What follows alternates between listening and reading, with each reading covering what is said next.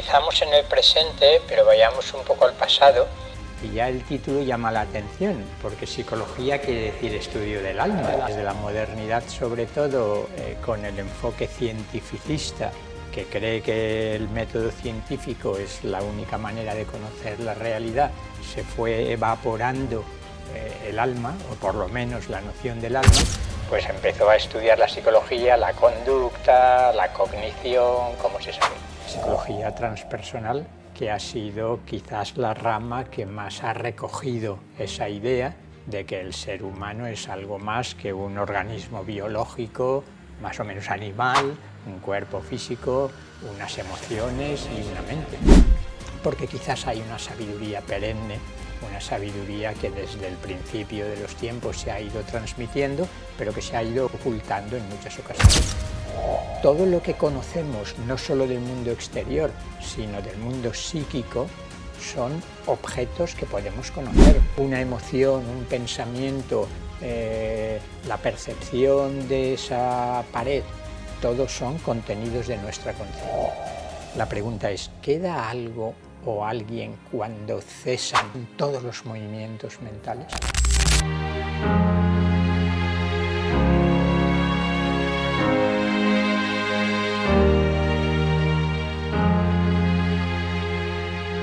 La semilla de la psicología del alma es la psicología transpersonal, la cual ha ido creciendo con fuerza en este poco más de medio siglo que lleva de existencia. Y son cada vez más los psicólogos que empiezan a considerarla y a aplicarla. Y conocer el origen y atributos de esta nueva disciplina de la psicología nos ampliará la mirada sobre nuestra constitución multidimensional, que es lo que somos. Y será una luz de guía hacia el sendero del recuerdo de nuestra autenticidad, identidad y el propósito existencial. Para hablar de este tema tan profundo y tan potente, tenemos aquí con nosotros a Vicente Merlo. Vicente, bienvenido a Nueva Humanidad. Muchas gracias, Francisco, es un placer volver a estar aquí contigo. Es un tema que dominas mucho, el tema de la psicología del alma, Vicente, y hemos querido tratarlo hoy contigo aquí, en el canal, si te parece bien. Me parece estupendo. Vicente Merlo es doctor en filosofía, ha vivido varios años en la India, especialmente en el Ashram Srik, Aurobindo. Ha sido socio fundador de la Sociedad de Estudios Índicos y Orientales, así como en la Asociación Transpersonal Española. Ha sido miembro también del Consejo Asesor del Parlamento de las Religiones del Mundo, Barcelona 2004. Y tienes mucho más currículum, Vicente, pero con esto yo creo que se pueden hacer una idea a nuestros amigos de quién eres. Que yo creo que ya te conoce muchísima gente, Vicente, porque llevas ya muchos años en la búsqueda, en impartir clases, has escrito muchos libros ya también. Sí. Por lo tanto, estamos ahí en el camino. ¿Qué nos dices de la psicología del alma, Vicente? Pues lo Tal primero... como está atravesando a la humanidad estos momentos que estamos viviendo. Sí, aterrizamos en el presente, pero vayamos un poco al pasado, y ya el título llama la atención, porque psicología quiere decir estudio del alma. Del alma. Y psicología del alma parecería una redundancia, pero como desde la modernidad, sobre todo con el enfoque cientificista, que cree que el método científico es la única manera de conocer la realidad, se fue evaporando el alma, o por lo menos la noción del alma, pues empezó a estudiar la psicología, la conducta, la cognición, como se sabe. Justamente tú mencionabas la psicología transpersonal, que ha sido quizás la rama que más ha recogido esa idea de que el ser humano es algo más que un organismo biológico, más o menos animal, un cuerpo físico, unas emociones y una mente. En Occidente se ha identificado tanto el ser más profundo del ser humano con la mente, con la comprensión, con la inteligencia, que nos hemos perdido lo más importante. Y es lo que está detrás del cuerpo, de las emociones y de la mente, de los pensamientos. El término alma ha sido tan machacado que yo no sé si utilizarlo sigue siendo útil. Creo que sí, y creo que hay que reivindicarlo incluso. Y ponerlo en su sitio. Claro, ponerlo en su sitio e intentar comprenderlo de una manera nueva o no nueva, antigua, porque quizás hay una sabiduría perenne, una sabiduría que desde el principio de los tiempos se ha ido transmitiendo, pero que se ha ido ocultando en muchas ocasiones. A mí me gusta utilizar también el término de sujeto autoconsciente. Es decir, lo que llamamos alma, podríamos entenderlo como ese sujeto que sujeta todos los actos que hace, todos los pensamientos, pero que está detrás de ellos. Entonces yo creo que hay una vía experiencial hacia el conocimiento de esas profundidades que sería la meditación o determinada manera de entender la meditación. Muy brevemente, luego si acaso profundizamos, la meditación entendida como esa observación atenta de todas las reacciones corporales, de todas las emociones que van surgiendo, de todos los pensamientos, y ahí está la pregunta: ¿hay algo o alguien detrás de todo eso? Todo lo que conocemos, no solo del mundo exterior, sino del mundo psíquico, son objetos que podemos conocer. Podemos decir, si se quiere, contenidos de nuestra conciencia. Una emoción, un pensamiento, la percepción de esa pared, todos son contenidos de nuestra conciencia. La pregunta es, ¿queda algo o alguien cuando cesan, como decía Patanjali, ese gran psicólogo de la India en los Yoga Sutras, cuando cesan todos los movimientos mentales? Y la respuesta es sí, pero no basta con ponerle un concepto, con tener un término y decir, eso es el alma, eso es el yo. El término yo, otro problema. Hoy lo identificamos tanto con el ego. Yo creo que una de las cosas más importantes es poder diferenciar, y a ser posible experiencialmente, entre lo que es el ego, como lo entendemos, y lo que es ese sujeto autoconsciente. El ego, yo creo que incluso las psicologías actuales estarían de acuerdo en decir que es un constructo psicológico. Es decir, es la idea que tenemos de nosotros mismos, lo que creemos ser. Pero ese sujeto que está detrás del ego puede observar toda la estructura y toda la dinámica, todo el funcionamiento del ego. El ego es cuando una parte de mí se identifica con eso que creo ser. Y me digo a mí mismo, soy fantástico, o no valgo nada, no merezco que me amen. Son patrones afectivos, cognitivos y conductuales. Entonces, cuando yo puedo observar todo eso, y además eso se va calmando como en meditación, voy descubriendo que hay una presencia. Yo casi propondría, para explicar el término alma, es una presencia ontológica, me gustaría decir. Hay alguien y no algo. No es un objeto más que podamos conocer. Cuando decimos autoconocimiento, estamos esperando tener un concepto de mí mismo, pero eso no es el mí mismo, el sí mismo. Por tanto, distinción entre ego y sujeto transegoico, transpersonal, sería muy importante verlo claro.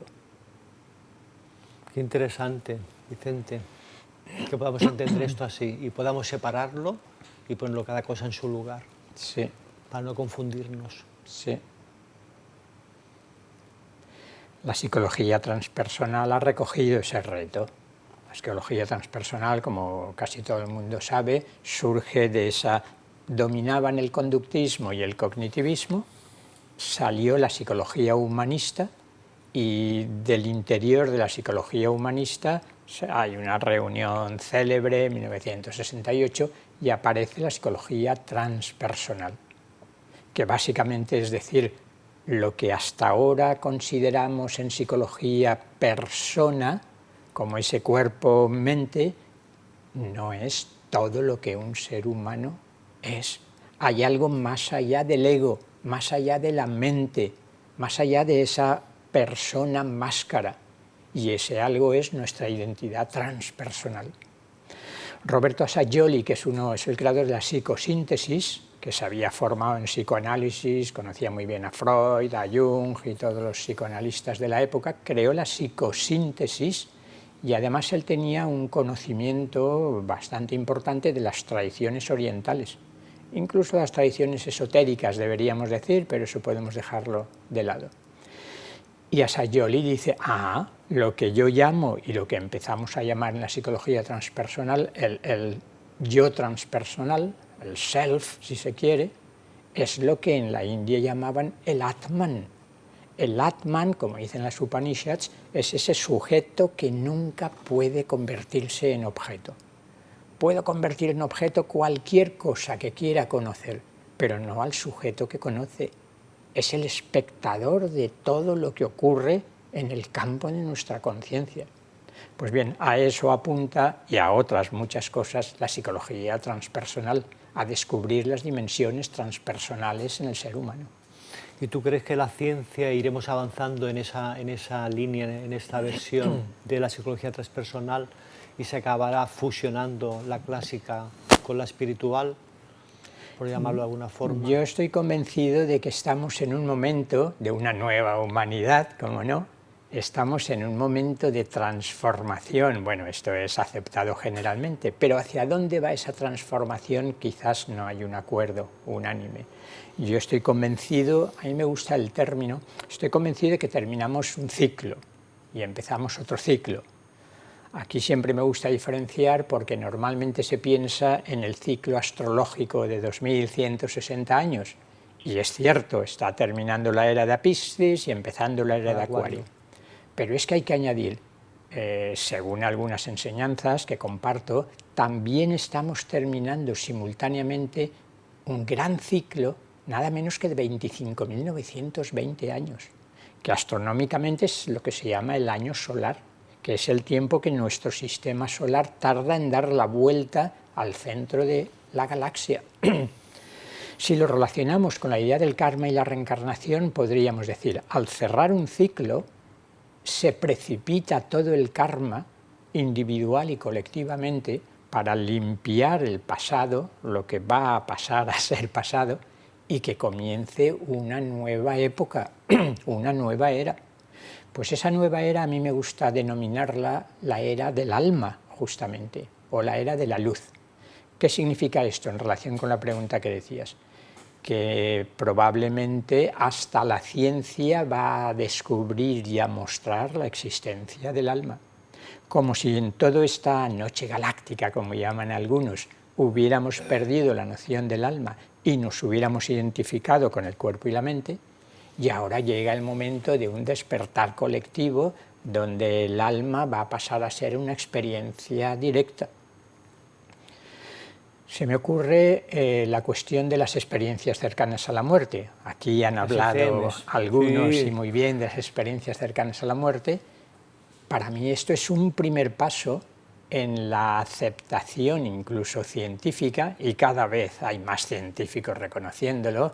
No sé, desde Raymond Moody, que celebramos el 75 aniversario de la publicación de su obra, o el 50, publica Vida después de la vida en 1975, hace justo 50 años. Pim Van Lommel, Bruce Grayson, tantísimos científicos serios que han estado estudiando las experiencias cercanas. Perdona, y lo que está haciendo también la Fundación Iclovi. Hombre, hay que mencionar en este... Doctora Luján Comas, ¿no? La labor que está haciendo por los hospitales y demostrándolo, y muchos colegas médicos apoyando esa labor que están haciendo ya, no sé si son 14 hospitales de momento, y van a por más.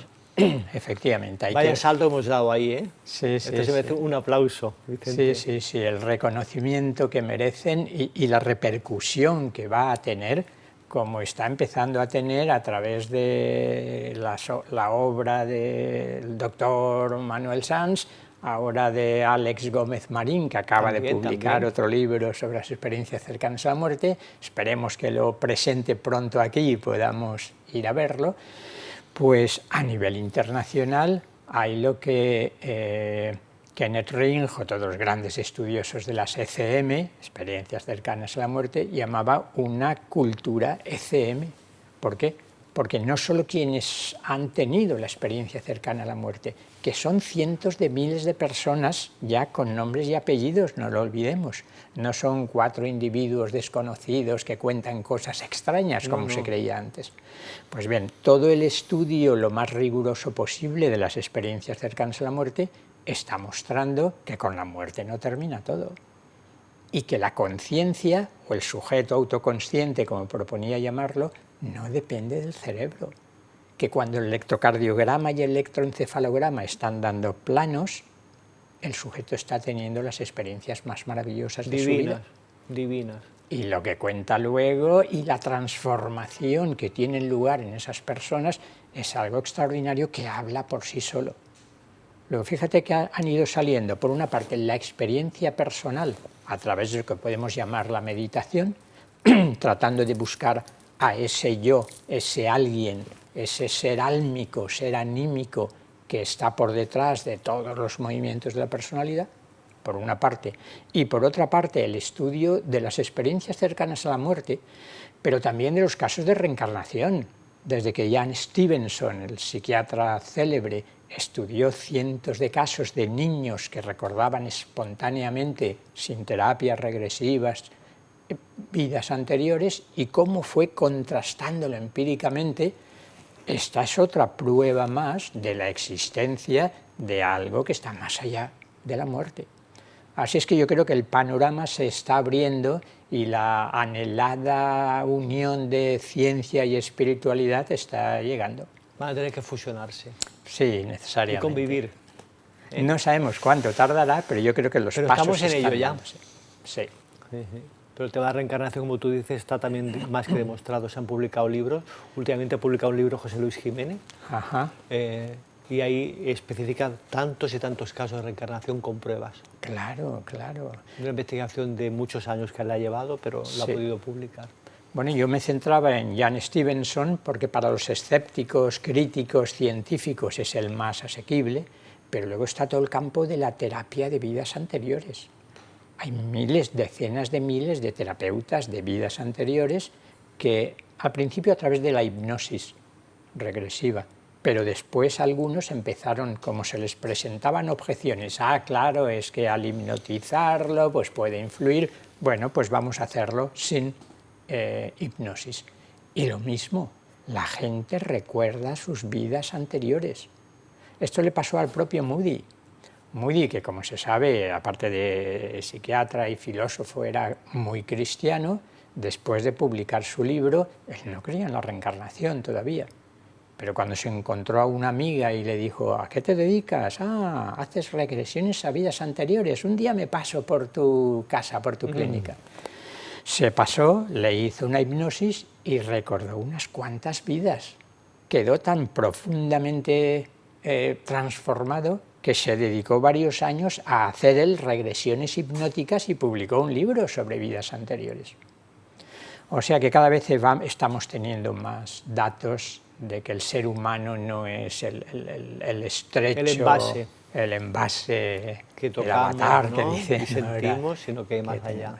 Todo el estudio que se está haciendo de la visión remota.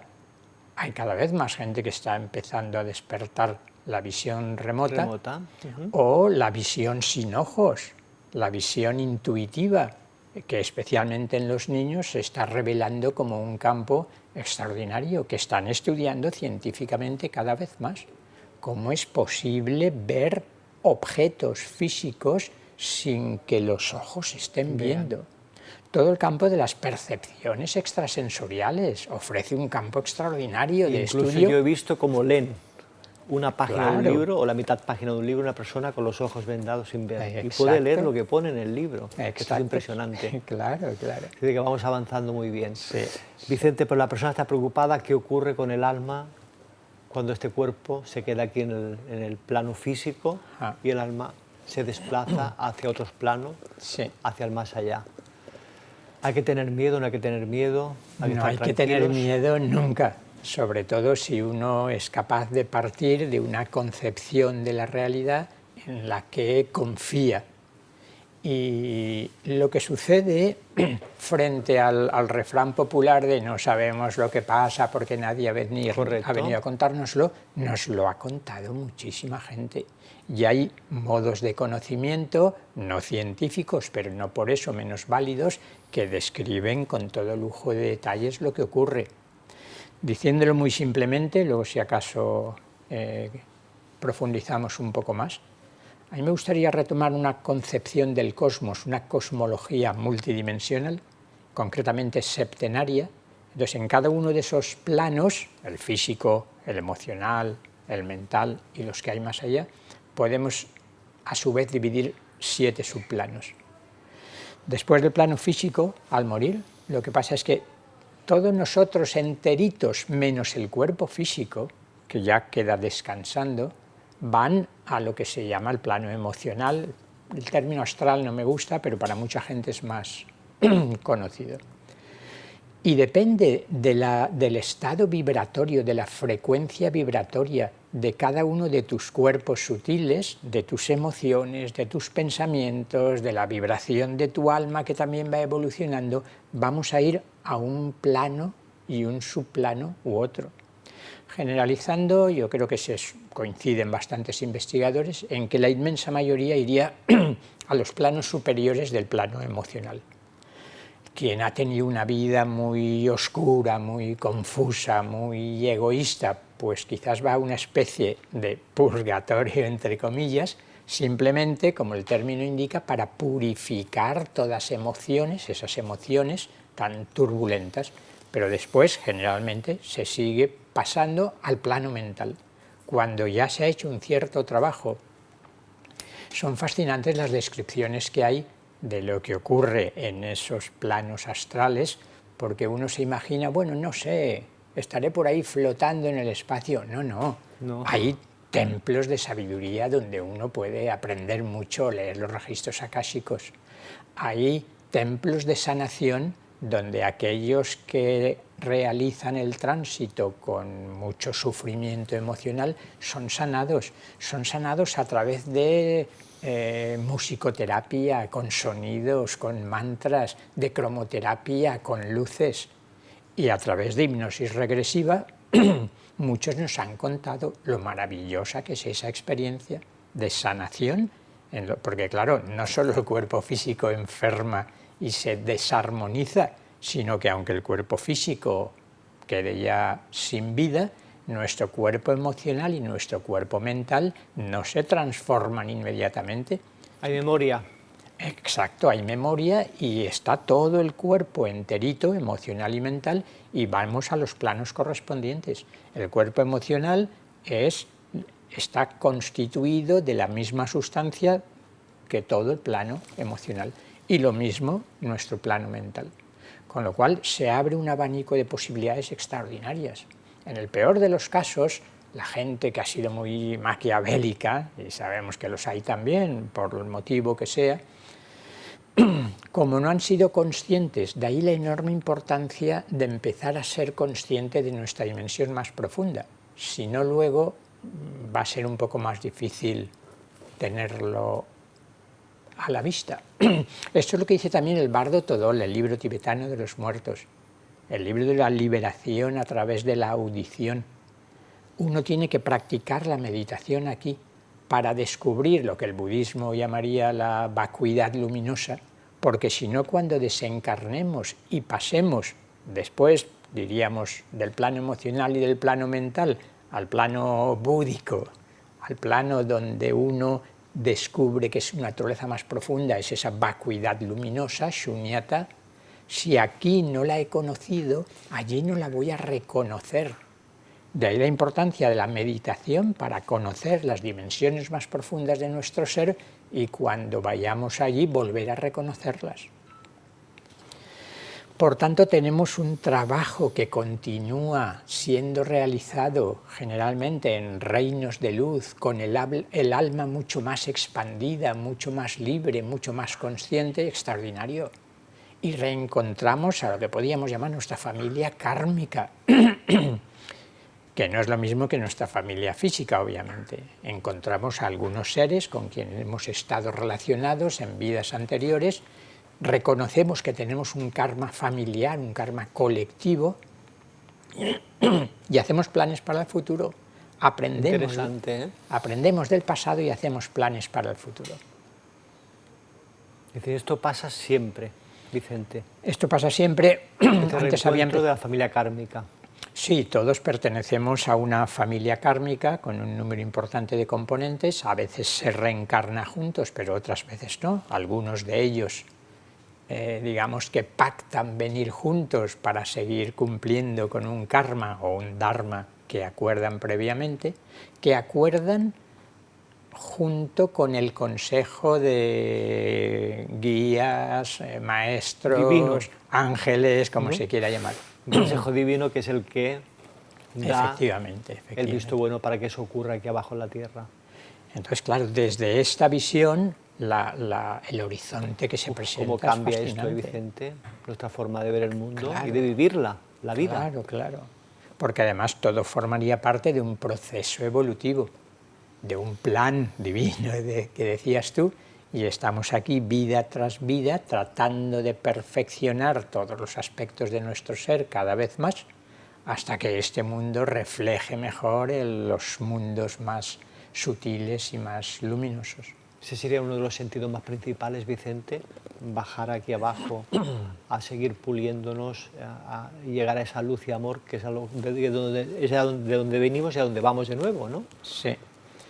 Yo creo que esto es muy importante porque la influencia oriental en el último siglo ha calado mucho en muchos buscadores espirituales, y entonces en Oriente podríamos decir que ha predominado el ideal, lo que llamaremos el ideal del no retorno. Se encuentra en las Upanishads, en la Bhagavad Gita, es decir, cuando yo consigo liberarme de la ignorancia y del sufrimiento de este mundo, me libero por fin definitivamente del cuerpo, me libero del samsara, del mundo de la manifestación.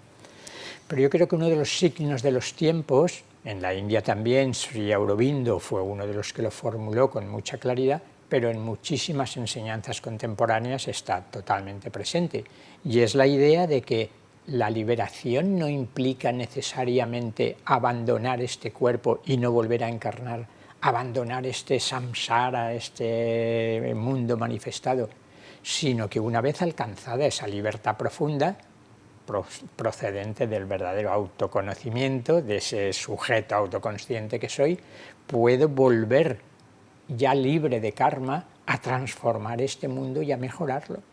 Por lo tanto, ya no es el ideal del no retorno, sino el ideal de, aunque pueda quedarme allí, volver para transformar este mundo, espiritualizarlo, divinizarlo, como queramos llamarlo. Y ayudar a los hermanos. Por supuesto, ya el ideal del bodhisattva en el budismo es muy claro en este sentido, aunque yo siempre añado que cuando me dicen, bueno, pero este ideal que estás presentando, a través de Sri Aurobindo, o de Alice Bailey, o de tantísimos otros, es lo que hacía el bodhisattva budista.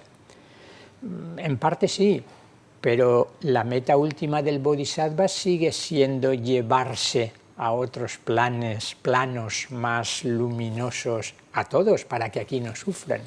Mientras que la diferencia es decir, no, esto forma parte del plano físico, del plan evolutivo, del plan divino, y lo que queremos es ser capaces, con fórmula que a todo el mundo le habla, de hacer descender el cielo a la tierra.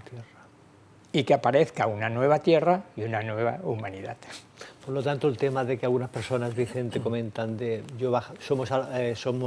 hemos bajado libremente, almas voluntarias, todos somos voluntarios.